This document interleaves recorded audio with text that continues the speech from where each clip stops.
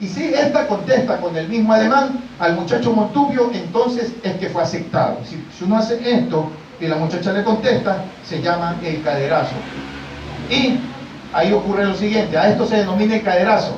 Luego se pide permiso al padre y sácate que le zumbe el mango y a bailar el que hubo. El que hubo, le zumbe el mango. A la pareja ya bien sabe que eso es un corridito muy chévere Montubio. No habían escuchado todo esto, ¿no? Estas cosas de la costumbre de la tradición de Montubio. En círculos y en posición de corrido Montubio, agarraditos. Al que hubo, le sube el mango. A la pareja ya bien sabes que soy hombre, esto no es rumba, y menos tango, pero al bailar, sí señor, le sube el mango. ¿Saben qué? Es un corrido mexicano. Entonces este corrido llegó con el cine mexicano. O llegó en el cine mexicano, o llega con el 1910, la Revolución Mexicana, a Guayaquil. ¿Por dónde debe haber entrado? Por el puerto. Pero le sube el mango una expresión cubana. Sí, también. Muy cubana, pero es un corrido mexicano. Lo acabo de escuchar. A la pareja ya vi sabes que soy yo. Esto no es rumba, ni menos tango. Pero al bailar, sí señor, le subo el mango. Ahora júntate, va. En Baba, me sale lo del profesor de baile. En Baba, en la colonia, esto es interesante porque el Ángel Evielo, el historiador Ángel Evielo, no sé si fuiste tú, en algún momento me pasaste un acta del Cabildo. No, el Pablito Guerrero. Un acta donde hay un juicio. No solo el que pongo en el alza que también, sino un juicio. En la colonia se bailaba el sexual y picaresco fandango del monte, se llamaba Brinca Brinca, que recogí en una de mis estancias. Brinca, brinca, pajarito brinca, que brincando colmas a la Clementina y si brincas bien, un hijo le atina. Brinca, brinca, pajarito brinca. ¿Cuál era el pajarito ahí? Interesantísimo esto. En la provincia de Guayas, bien fue sátira y albur. En la colonia el baile del saca tu pie, que ahora lo baila Retrovador. En algún momento que vengan a bailar. Voy más acelerado. El saca tu pie, deja que el otro te persiga, no descanses hasta verlo dominado en su guardilla. ¿Dónde no está lo rebelde y lo revolucionario? Escuchen esto. ¿Dónde no es insurgente? ¿Dónde no es alfarista el Montubio? Si está clarísimo. Saca tu pie, dale la media vuelta, zapatero tu zapato, la sotana a la iglesia. Verso Montubio, siglo XIX. Zapatero, revolución liberal, por supuesto, claro, y todo lo que había construido la revolución liberal radical en ese tiempo. Porque también habría que pensar qué es lo liberal en la noción esta de modernidad, que es lo liberal, una palabra que no le gusta a Miguelito Canto, pero a mí me fascina cuando yo digo que Ángel Emilio Hidalgo es liberal radical, y que yo también, dice, hable serio, no sé por qué, saca tu pie, deja el poncho en el piso, que si lo pisa el que lo hizo le cortará la cabeza. Con versos de controversia, saca tu pie, zapatea fuerte el baile, que la doña que se entregue será la culpa del fraile. ¿Qué es eso del tintín, que la preñó? Nada. Harto cura. Si no, pregúntenle al padre Schumacher en Manaví. ¿Cuántas campesinas no se comió Schumacher? Perdón por adelante. No se comió Schumacher. ¿Cuántas campesinas no se las comió Schumacher? El tintín las preñaba. Creencia falsa para no echarle la culpa a la iglesia. Porque la iglesia es un poder. Es un poder. Sigue siendo un poder. En la provincia del Oro se bailaba la danza de la pava. Esto es colonial. Esto es impúdico, lo más sucio de lo sexual, Montubio. Yo hubiera querido participar de este fandango de la pava. Pava, pavita, pavona, si no me lo das te dará la meona. Si no me lo das te dará la meona. Dame la pava, pavita, pavona, si no me lo das te dará la meona. Dame la pava, pavita, pavona. La danza de la pava sucia, danza de la pava, tiene que recuperar la Retrovador y bailar. El folclore secreto, como una de las costumbres más arraigadas de la cultura montubia, existe en cuanto a las formas culturales montubias de enamoramiento, enlaces y lances montubios fueron desechados por la Iglesia Católica colonial, que veía estas expresiones como atentados a la moral y el bien público, entre comillas. La picaresca nace justamente de la burla y la sátira hacia las estructuras clericales y monárquicas. Es decir, que el folclore responde, no es involutivo y es rebelde. Le está respondiendo a la iglesia, escondiendo, por supuesto, en sus expresiones lingüísticas todo este carácter revolucionario. Cuando el Montubio se siente acoquinado, respondía con signos y representaciones orales y sociales que fueron el salir público. Hoy, la sátira es más dicharachera y de sentido lúdico. No menos cierto que la cultura se desinhibió en el siglo XIX. Preindependencia, revolución marxista, revolución liberal, asonadas, etc. cuando los independentistas rompen con España y se arma la República, 1830, ¿no? Ahí es cuando la mentalidad montuvia cambia y se torna más permisiva y más aguda. De la colonia, esta modernidad, mucho hubo que soterrar. No fue bien vista la cultura montuvia ni el sujeto que la creaba. Por ello, el alfarismo, en franco rompimiento con el conservadurismo de la época, movilizó el patrimonio simbólico y la producción montuvia y lo tornó oportuno y rebelde. Está claro. No podría significarlo como contestatario, ya que lo impidió la falta de un proceso de educación popular campesina. En eso tiene la culpa el Partido Comunista, el Partido Socialista, la izquierda. La izquierda tiene que ser una mea culpa. No hubo educación popular campesina para el desarrollo de la propia cultura en el litoral, agreste y tal, lo que hizo Alfaro Uribe después, de alguna forma quiso hacer, no hizo. En todo caso es importantísimo reconocer esto. Rebelde sí, sobre todo movilizó el patrimonio simbólico, no podría significarlo como contestatario, decía, porque faltó esa educación popular. Y que lograse vocear la protesta como signo de rebelión étnica. Rebelde sí, como la revolución de Pancho Villa, pues la de Zapata, ahorita que estuve en México. O sea, esa sí fue una revolución étnica directamente, étnica. Rebelde sí, sobre todo reveladora de un feudalismo salvaje y atomizador. En la actual constitución lo reconoce como pueblo y la etnicidad los pone frente a frente ante un grotesco y silenciamiento estatal y social incapaz de haberlo reconocido y valorado en su diversidad sociocultural y memoria histórica. Los montubios nunca fueron ni serán vasallos de nadie. La actual constitución les abre un sinnúmero de posibilidades de desarrollo y crecimiento. El asunto está que el montubio no se deje abusar y responda a las exigencias de esta modernidad cultural y política.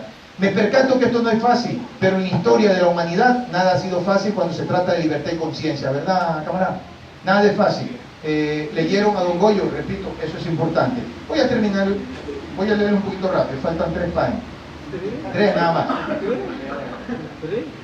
Si no alcanzo las 3, ustedes me dicen, yo paro, puedo parar aquí, que podemos conversar, o me permiten terminar. ¿Termino o no? Termino. Listo. Estoy como locutor. Estoy haciéndolo rápido. Me dijeron 40 minutos, todavía no lo cumplo. De aquella costumbre subalterna o de la subalternidad de la costumbre. La noción de subalternidad en la cultura montuvia es moderna. La costumbre, en cambio, como noticia y como relato narrado, es parte de la tradición. Subalternidad y tradición son dos conceptos incómodos.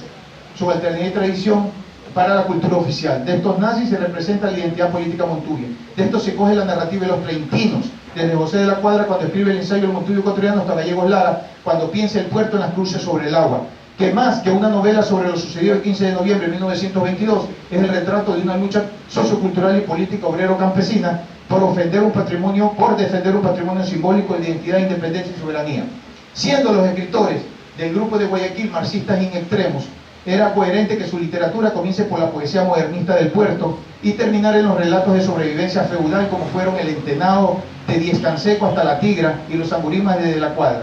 Si el grupo de Guayaquil no hubiese logrado esta conexión con lo regional, sus análisis históricos realistas de la modernidad se habrían anclado a Rusia como modelo campesino de sus estudios. Leyendo los que se van, uno se da cuenta de las hipótesis que plantean estos escritores al afirmar la región y la regionalidad desde sus fueros de académicos e intelectuales comprometidos con la palabra y la militancia política de izquierda. Además del grito desesperado por mostrar al país, a este otro mestizo que habitaba y habita la agreste selva tropical en sus más profundas tradiciones y simbolismo. Son hipótesis que permiten ver un grupo de escritores intelectuales que pensaban desde los márgenes los subalternos, resignificando prácticas socioculturales de la oralidad y las costumbres montuvias que hasta ahí sobrevivieron al tiempo. Los estudios culturales actuales ven a la generación del 30 como una generación, ahí está Enrique Gil, está Demetrio, están todos, como una generación de ruptura del relato tradicional.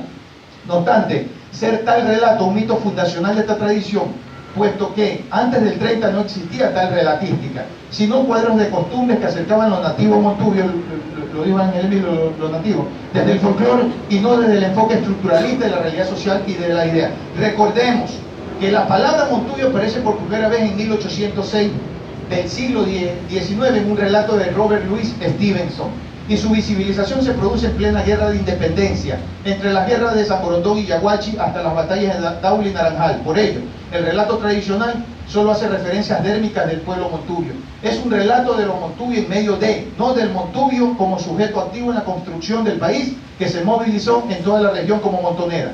En esta construcción aparecen los montubios en la Revolución Liberal, desde Guayaquil cuando participa activamente en la batalla de la Tarazana hasta la batalla de Balsar, pueblo predominantemente montubio. Estas montoneras fueron liderados por los liberales ilustrados. Lo mismo pasa ahora, menos ilustrados, pero igual de usurpadores. Manuel Serrano, Wenceslao Ugarte en el Oro, Nicolás Infante y Plutarco Gómez en los Ríos, Mauro Ramos y Duarte y los hermanos Alfaro, Dionisio Andrade, los hermanos Zenón y Daniel Sabando en Manaví, Carlos Concha en Esmeralda, hasta los combatientes, Montero, Valdés, biografiado por Rodrigo Chávez, un original de Poseo, y Juan Manuel Triviño en Guaya.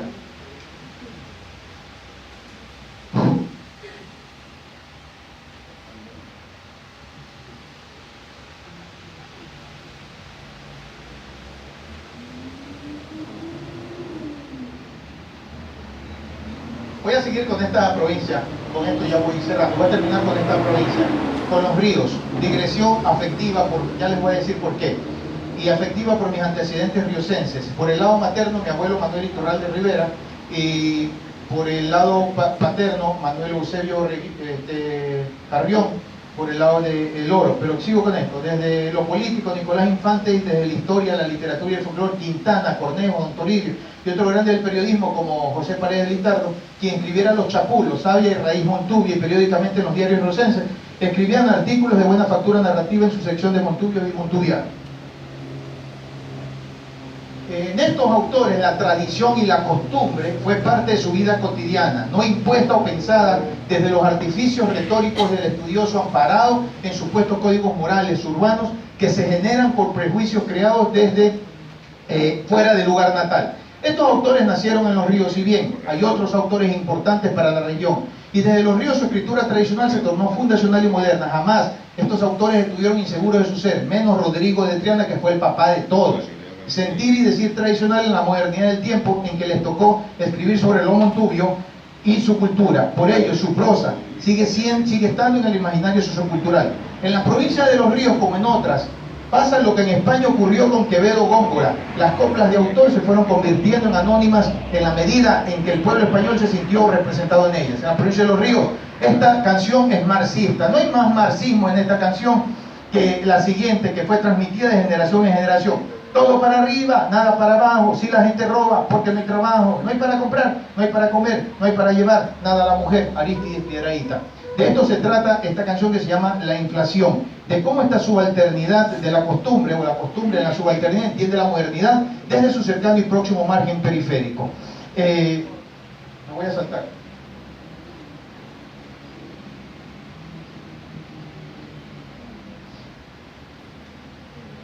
Voy a terminar, me pregunto.